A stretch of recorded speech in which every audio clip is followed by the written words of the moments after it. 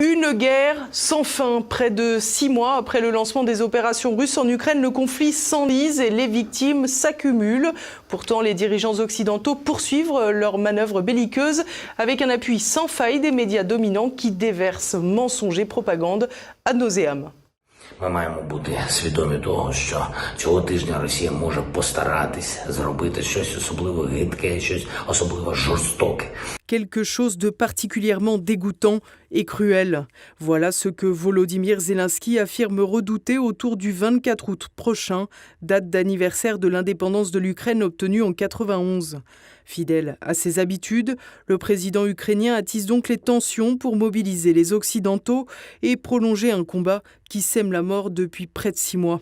Au fil du temps, la situation devient donc de plus en plus inextricable avec des victimes qui s'amassent de part et d'autre.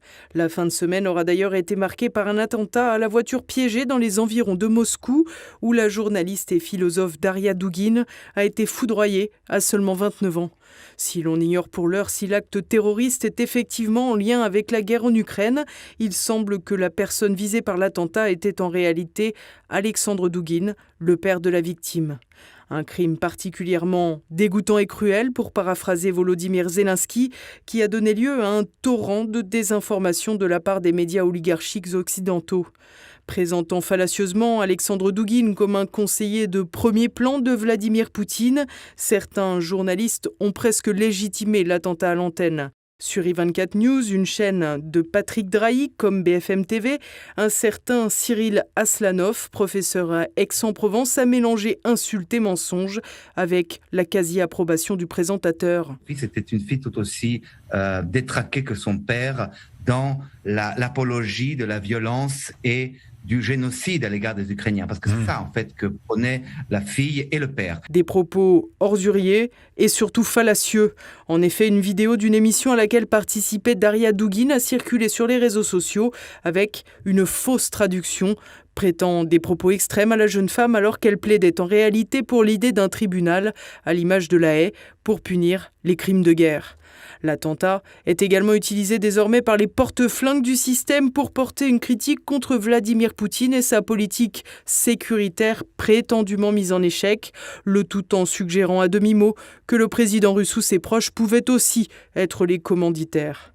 La guerre de la communication se poursuit donc dans les bas-fonds des démocraties occidentales et aura visiblement atteint des sommets d'ignominie ces derniers jours. Toutefois, rares sont les voix à s'élever pour dénoncer le délire dans lequel une partie de la planète a sombré avec cette guerre en Ukraine. Une guerre également rythmée par les agitations de menaces de bombes atomiques que Volodymyr Zelensky aime ressasser pour encourager les journalistes aux ordres du système qui manquent parfois de finesse.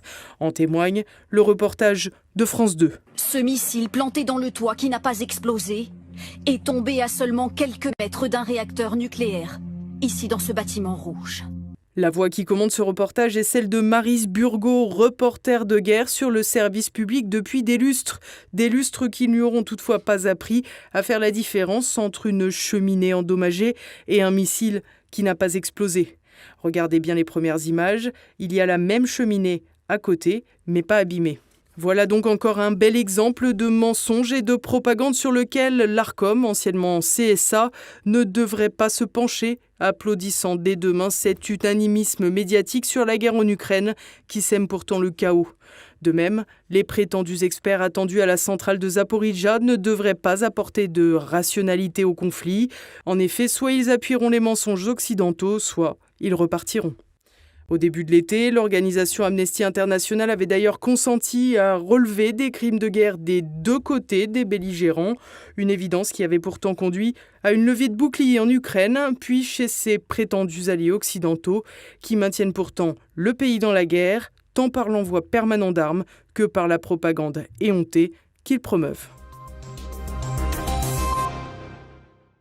Emmanuel Macron au pied du mur. Les rendez-vous de la rentrée sont multiples et délicats. Guerre en Ukraine et choc énergétique, réforme du chômage et examen du budget sans majorité absolue. Tour d'horizon avec Olivier Frère-Jacques.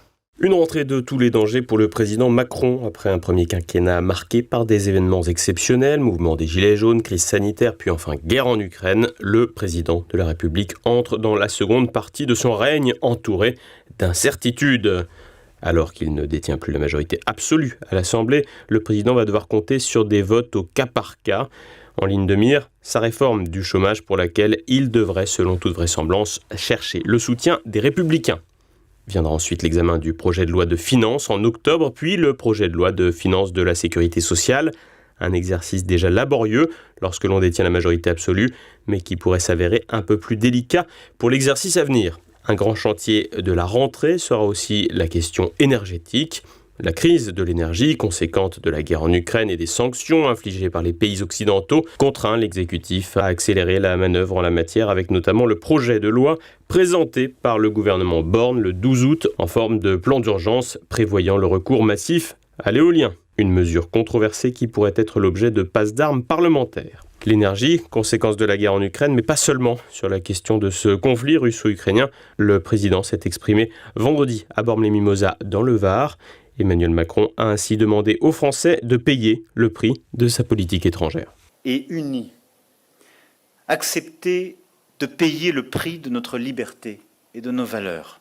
Payer le prix d'une guerre qui n'est pas la leur, voilà la demande formulée par le président, une demande exorbitante, alors que le pays va être touché par une secousse inflationniste inédite. De 6% en juillet sur l'année écoulée, la France, encore relativement épargnée par rapport à ses voisins, devrait mécaniquement voir ce niveau augmenter à la faveur de l'augmentation du coût de l'énergie et de l'augmentation des prix généralisés dans la zone euro-occidentale.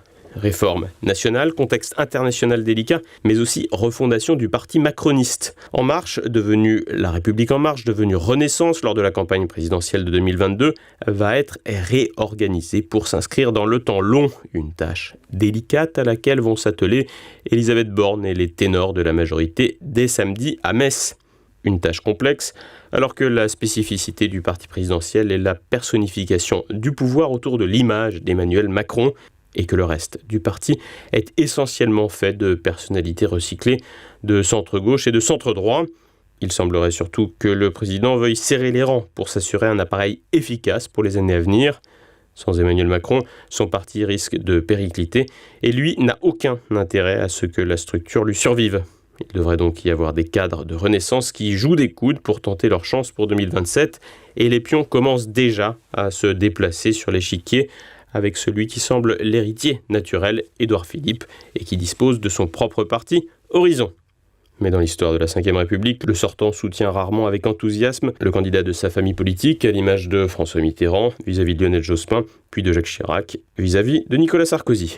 Mais la perspective de 2027 demeure lointaine et dans l'immédiat, c'est surtout le jeu d'équilibre parlementaire qui devrait occuper le président et sa majorité. Une bataille récurrente qui aura probablement pour mérite de donner un os à ronger à la majorité et d'éviter l'incontinence législative à laquelle les majorités absolues se livrent habituellement.